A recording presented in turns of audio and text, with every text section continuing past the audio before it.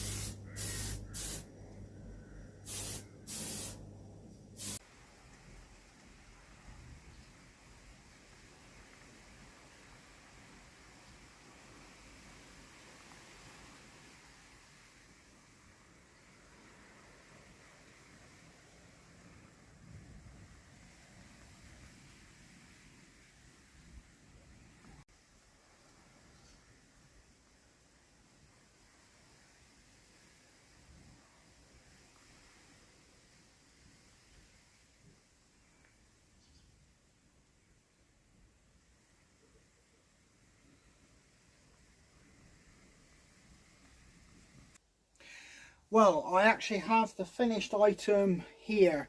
It's been varnished, had several coats, and it's looking extremely nice. In fact, the varnish that I've used, I can get better results than I can using a brush and using varnish from a tin. And it has the same qualities, protection wise, UV, non-yellowing, and it's come out as smooth as if you would have painted it in a body workshop. So I'm very happy with the result on this. I've done a very chunky handle, quite simply because I don't know how much pressure is going to be exerted on it. So I wanted to make something that was quite robust. The tip is copper, but I do know this walking group, every single hiking stick they have off me, it's kind of a ritual for them to put their own rubber tips on. I've offered and I've suggested that I can do it as part of the cost. It would cost nothing more, but it's just something they like to do. It's become their kind of thing. They get a hiking stick, and then when they get it, they all put this rubber tip on and off they go hiking. But I do have to do another one with this. I was given an order of 2, and I've already been told once these 2 have been dropped off, there's another 2 hiking sticks orders that are going to be coming my way. So yeah, very different than a normal styled hiking stick. The reason I brought you along on this build is quite simply because I don't get asked to do handles on hiking sticks, and if I've ever done a handle, it's been more of a cane styled stick where that would be the top of the stick. The stick would either be done in a peg, or the hole would be big enough for me to get the complete stick inside. So it is something different. I hope you've enjoyed coming along with me on this build. I didn't do any explaining or any talking about the process.